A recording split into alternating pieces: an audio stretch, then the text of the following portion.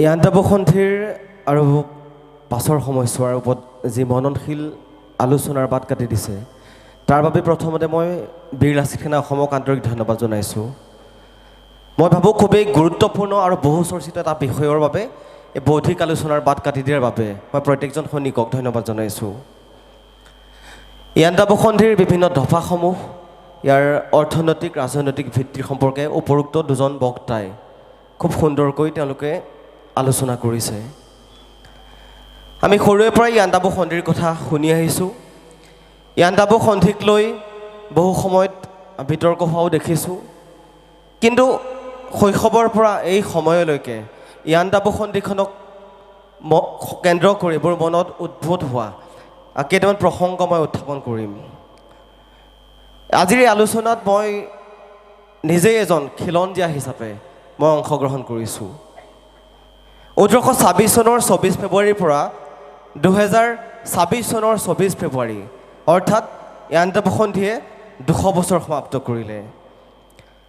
আহোম ৰাজত্বৰ অন্ত পেলাই ব্ৰিটিছ উপনিৱেশিক শাসনৰ প্ৰতিষ্ঠা হ'ল। আমি বহু সময়ত এই আন্তঃসন্ধিৰ কথা কওঁ, আমি এখন সাৰ্বভৌম স্বাধীন অসমৰ কথা পাতোঁ, কিন্তু মই ভাবোঁ এই চিৰিয়াছ আৰু গুৰুত্বপূৰ্ণ বিষয়বোৰ আমি উপস্থাপন কৰিবলৈ হ'লে আমি পঢ়া শুনা কৰিব লাগিব। অসমৰ হাৰ্থ জুবিন দাই এটা কথা কৈছিল, কিতাপ নপঢ়া জাতিক গামোচাই বচাব নোৱাৰে। গতিকে মই প্ৰথমতে কৈছোঁ,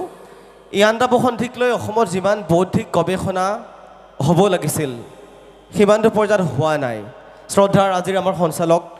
তপন শৰ্মা ছাৰে যথেষ্টখিনি কাম কৰিছে এই আন্তঃসন্ধিক লৈ। আমাৰ যোৰহাটৰ আন এজন গৱেষক ডক্টৰ ৰক্তিম ৰঞ্জন শইকীয়ায়ো তেওঁ অসম ব্ৰহ্মদেশ সম্পৰ্ক সংঘাত আৰু মানৱ অসম অভিযান সম্পৰ্কত কিছুমান কাম কৰিছে। কিন্তু এতিয়া কথা হ'ল এই যে এই আন্তঃসন্ধিৰ 200 বছৰ সমাপ্ত হ'ল, ইয়াৰ পাছত এই সন্ধিৰ দফাসমূহৰ কি হ'ব? মই ভাবোঁ এই বিষয়সমূহো আমাৰ আলোচনা চক্ৰত স্থান পোৱা উচিত। বহুতে কয় এই আন্তঃসন্ধিৰ যিটো বৰ্ষ আছিল 1826 চন, ৰাষ্ট্ৰীয় নাগৰিকপঞ্জীৰ যিটো বৰ্ষ 1951, সদৌ অসম ছাত্ৰ সন্থাই আন্দোলন কৰাৰ পাছত আমি 1971 চনৰ কথা কওঁ, এতিয়া KNRC বিতৰ্ক হৈ গ'ল 2014 চনৰ কথা কওঁ। এই চাৰিটা বৰ্ষৰ ভিতৰত 1826, 1951, 71 চন আৰু 2014 চন আমি কোনটো বৰ্ষক খিলঞ্জীয়াৰ ভিত্তিবৰ্ষ বুলি আমি বিবেচনা কৰিম? মই ভাবোঁ অসমৰ বা উত্তৰ পূবৰ ৰাজনৈতিক সামাজিক সাংস্কৃতিক প্ৰেক্ষাপট আলোচনা কৰাৰ ক্ষেত্ৰত এইটো খুবেই গুৰুত্বপূৰ্ণ প্ৰশ্ন। ব্যক্তিগতভাৱে মই আন্তঃসন্ধিৰ দফাসমূহ অধ্যয়ন কৰি এটা বস্তু দেখিছোঁ যে ইয়াত বিশেষকৈ 5 নম্বৰ দফাটো 1832 চনটো আমাৰ খিলঞ্জীয়াৰ ভিত্তিবৰ্ষ হোৱাটো উচিত। কিন্তু মই এইটো কোৱা নাই যে মই কোৱা কথাটোৱেই এবছলিউট ট্ৰুথ বা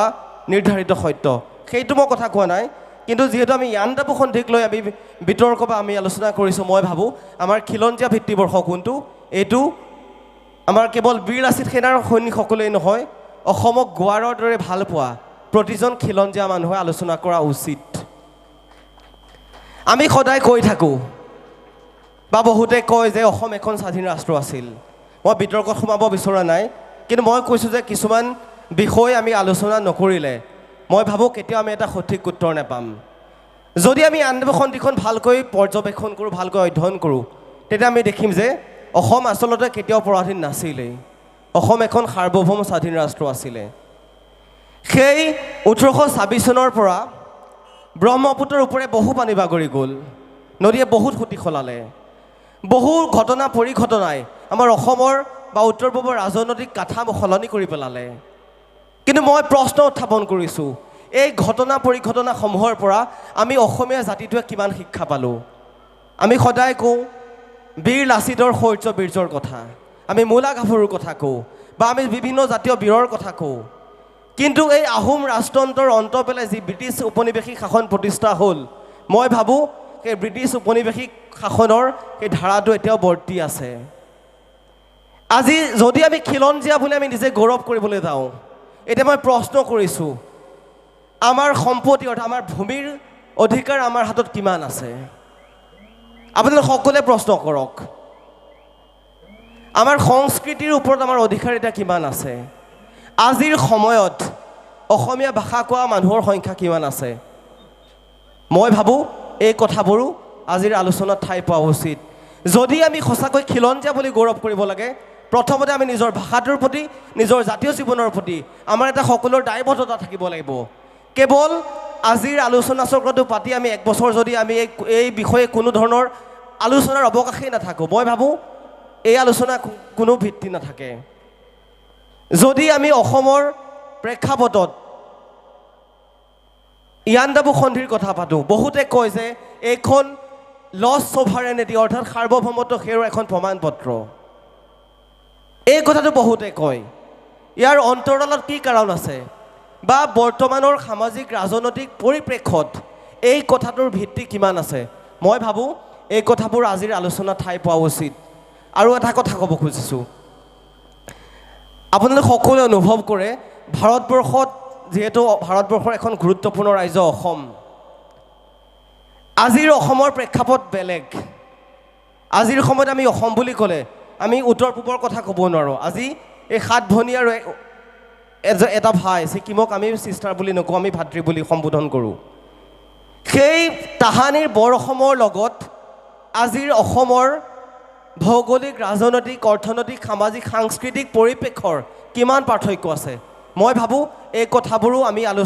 আলোচনা কৰিলে ভাল হয় যিহেতু সকলোৱে এটা গুৰুত্বপূৰ্ণ বিষয়ত বৌদ্ধিক কিছুমান কথা শুনিবলৈ ৰৈ আছে মই ভাবোঁ যিহেতু আমাৰ মাজত শ্ৰদ্ধাৰ সঞ্চালকজন খুব গুণী জ্ঞানী ব্যক্তি আৰু এই বিষয়ত খুব চিৰিয়াছকৈ গৱেষণা কৰা এজন ব্যক্তি মই ভাবোঁ এই কথাবোৰ আলোচনা কৰিব লাগে আৰু এটা বস্তু মই দেখিছোঁ অসমৰ প্ৰেক্ষাপটত বহুতে ক'ব নোখোজে মই খোলোচাকৈ কৈছোঁ এতিয়াৰ সময়ত মই এমুঠিমানেই অসমীয়া আছোঁ মই অসমীয়া বুলি কওঁতে কেৱল আমি মূলসুঁতিৰ অসমীয়াসকলৰ কথা কোৱা নাই অসমত থকা বিভিন্ন জাতি জনগোষ্ঠী যিসকল সঁচাকৈ খিলঞ্জীয়া মই সকলোৰে কথা কৈছোঁ কিন্তু এইটো সময়তে আমি অনুভৱ কৰাটো উচিত কোনোবা বিদেশী কোনোবা অসমীয়াত্বৰ সুবাসৰ লগত জড়িত নথকা কোনোবা শক্তিয়ে এই অসমীয়া নামৰ এই সত্তাটোক গ্ৰাস কৰি পেলাব গৈছে নেকি কাৰণ এইটো সময়ত আমি দেখোঁ যে এক ৰাষ্ট্ৰ এক নীতিৰ কথা কয় মই প্ৰশ্ন উত্থাপন কৰিছোঁ অসমৰ প্ৰেক্ষাপটত এই এক ৰাষ্ট্ৰ আৰু এক নীতিৰ প্ৰাসংগিকতা কিমান আছে এজন অসমীয়া ল'ৰা হিচাপে আমাৰ মাতৃভাষা অসমীয়া আৰু মই যিমান দূৰ জানো ভাৰতবৰ্ষৰ ৰাষ্ট্ৰীয় ভাষা বুলি কিন্তু কোনো ভাষা নাই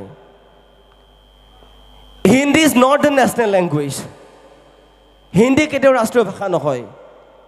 ইংৰাজীৰ দৰে হিন্দীও এটা মই ভাবোঁ এটা অফিচিয়েল লেংগুৱেজ গতিকে এই বিভিন্ন জাতি জনগোষ্ঠীয়ে ভৰি থকা এখন ৰাজ্যত আমি এটা ভাষাক আমি কিয় ৰাষ্ট্ৰীয় ভাষা বুলি মান্যতা দিম মই ভাবোঁ এইটো এটা খুবেই গুৰুত্বপূৰ্ণ প্ৰশ্ন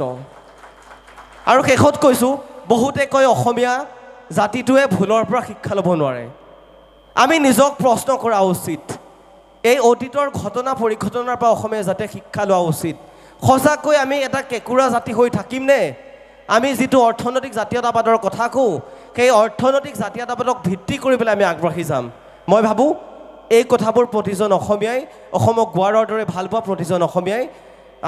যথেষ্ট গুৰুত্ব সহকাৰে লোৱা উচিত কাৰণ বিতৰ্ক আহিব বিতৰ্ক যাব সমস্যা আহিব সমস্যা যাব কিন্তু এই বহু চৰ্চিত বিষয় সেই 1826 চনৰ পৰা 2026 চনৰ এই 200 বছৰ এটা বিষয়ক আমি অসম বা উত্তৰ পূববাসীয়ে কেনেদৰে আমি মান্যতা দিম এই ইয়াণ্ডাবু সন্ধিখনৰ এই 200 বছৰীয়া চুক্তিৰ পাছত কিবা প্ৰাসংগিকতা থাকিব নে নাথাকে মই ভাবোঁ এই কথাখিনি শ্ৰদ্ধাৰ সঞ্চালক ডাঙৰীয়াৰ পৰা শুনিবলৈ চেষ্টা কৰিম আৰু গতিকে দীঘলীয়া নকৰোঁ যদি নক'বলগীয়া কিবা কথা কৈছোঁ আপোনালোকৰ মাজৰে এজন বুলি ক্ষমা কৰি দিব কিন্তু মই ভাবোঁ প্ৰতিজন অসমীয়াই এই গুৰুত্বপূৰ্ণ বিষয়সমূহৰ ওপৰত অধ্যয়ন কৰা উচিত অধ্যয়ন নকৰিলে আমি জাতিটোৱে কেৱল আমি আন্দোলন কৰি আমি কথা কৈ থাকিলেই নহ'ব আমাৰ জাতিটো বাচি জীৱ থাকিবলৈ হ'লে যদি আমি সঁচাকৈ সুস্থ জাতীয়তাবাদ কৰিব লাগে আমি পঢ়িব লাগিব আমি কাম কৰিব লাগিব আমি কৈ থাকোঁ বজাৰ আমাৰ পথাৰ আমাৰ এই বজাৰ আৰু পথাৰ দখল কৰিবলৈ হ'লেও আমি পঢ়া শুনা কৰি যিবিলাক বিজ্ঞানসন্মত পদ্ধতি আছে সেই পদ্ধতিসমূহ গ্ৰহণ কৰি গ'লেহে আমি ভৱিষ্যতৰ দিনত আমি অসমীয়া জাতিয়ে নিজৰ উত্তৰণৰ যাত্ৰাত বাট বুলিব পাৰিম আৰু ইয়াকে ক'লোঁ পৰৱৰ্তী সময়ত যদি কিবা ক'ব লগা থাকে নিশ্চিতভাৱে ক'বলৈ চেষ্টা কৰিম ধন্যবাদ জনাইছোঁ ছাৰ